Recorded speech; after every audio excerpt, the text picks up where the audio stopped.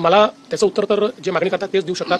आज आपल्याला माहिती आहे की जवळपास 350 जाती ओबीसी मध्ये आहेत आणि आपण बघितलं तर समजा आता मेडिकलच्या ऍडमिशनचं बघितलं तर मेडिकलच्या ऍडमिशन मध्ये ओबीसीचा कट ऑफ एसीबीसीच्या वर आहे।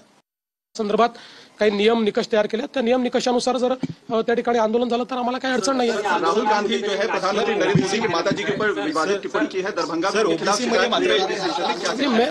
मैं आपको बहुत साफ शब्दों में कहता हूं कि मैंने इससे पहले भी कहा था कि राहुल गांधी का दिमाग चोरी हो गया है और जब दिमाग चोरी हो जाता है तो इस प्रकार की ओछी बातें लोग करते हैं। अब मुझे बताइए, आप राष्ट्रीय नेता कहलाते हो और इतनी ओछी बात करते हो, आपको राष्ट्रीय नेता कहलाने का क्या अधिकार है? और मुझे तो ऐसा लगता है कि जब किसी का दिमाग चोरी हो जाता है तो उसको इग्नोर कर देना चाहिए। गणेश जी के ओबीसी मध्ये एवढ्या जागा आहे, खरं तर ओबीसी मध्ये एवढ्या जाती आहेत, मराठ्यांना तुम्ही देखील 10% तुम्ही दिलं असं वारंवार सांगितलं जातं, सरकारच्या वतीने दिलं देखील आहे, तरी देखील का नेमकं की किंमती? आता मला त्याचं उत्तर तर जे मागणी करतात तेच देऊ शकतात। आज आपल्याला माहिती आहे की जवळपास 350 जाती ओबीसी मध्ये आहेत आणि आपण बघितलं तर समजा आता मेडिकलच्या ऍडमिशनचं बघितलं तर मेडिकलच्या ऍडमिशन मध्ये ओबीसीचा कट ऑफ एसीबीसीच्या वर आहे आणि एसीबीसीचा कट ऑफ ईडब्ल्यूएसच्या वर आहे। त्याच्यामुळे ही जी काही मागणी आहे त्यांनी नेमकं किती भलं होणार आहे याची मला कल्पना नाही। आपण जर नीट आकडेवारी बघितली तर मराठा समाजाच्या हिताचं काय आहे हे आपल्या लक्षात येईल। मात्र मराठा समाजाचे जे नेते आहेत त्यांची पण ही जबाबदारी आहे की त्यांनी मराठा समाजाच्या हिताचा अभ्यास करून त्या ठिकाणी मागणी केली पाहिजे। हां, एक गोष्ट निश्चित आहे की जर एसीबीसी असेल किंवा ईडब्ल्यूएस असेल तर राजकीय आरक्षण मिळणार नाही। राजकीय आरक्षण हेतू असेल तर वेगळी गोष्ट आहे, पण राजकीय आरक्षण हा जर हेतू नसेल आणि सामाजिक आर्थिक परिवर्तनाची लढाई असेल, ऍडमिशन्स मिळाल्या पाहिजेत, नोकरी मिळाली पाहिजे, तर मला असं वाटतं की मग मागणीचा योग्य प्रकारे विचार किमान काही विचारवंतांनी तरी केला पाहिजे।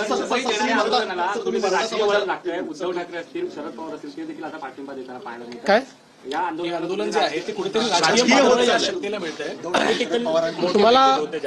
तुम्हाला मला आश्चर्य वाटतं की आता हे दिसतंय, म्हणजे हे आश्चर्याची गोष्ट आहे की तुम्ही आता हा प्रश्न विचारता तुम्हाला आता हे दिसतंय।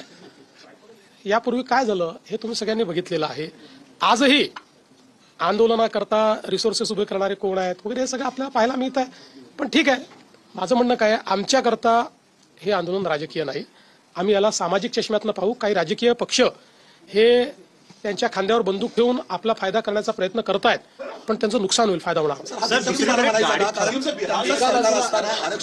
अरे भाई, मैं महाराष्ट्र का आदमी हूं, कहाँ बिहार जा रहे हो?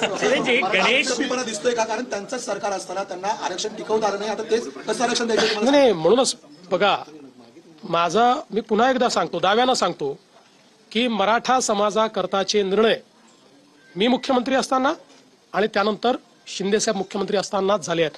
अण्णासाहेब पाटील आर्थिक विकास महामंडळ का 15 वर्ष डिफंक्ट होतं? 15 वर्ष कोणाचं राज्य होतं तरी ते डिफंक्ट होतं ना।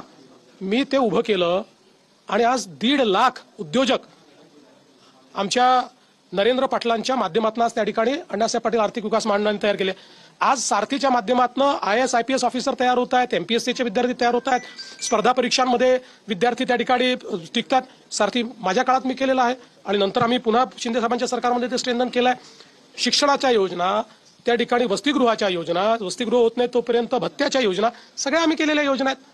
त्यामुळे हे जे काही लोक तोंड वर करून विचारतात त्यांनी एकदा आरसा बघावा आणि त्यांनी सांगावं ना नेमकं काय केलंय। हे तर सगळे सांगणारे लोक होते की याची आवश्यकताच नाहीये, हे सांगणारे लोक होते। 2.5 वर्ष जे सरकार होतं त्या सरकारने मराठा समाजाच्या हिताचा घेतलेला एक निर्णय दाखवा, एक जस्ट सिंगल वन निर्णय नाही दाखवू शकत।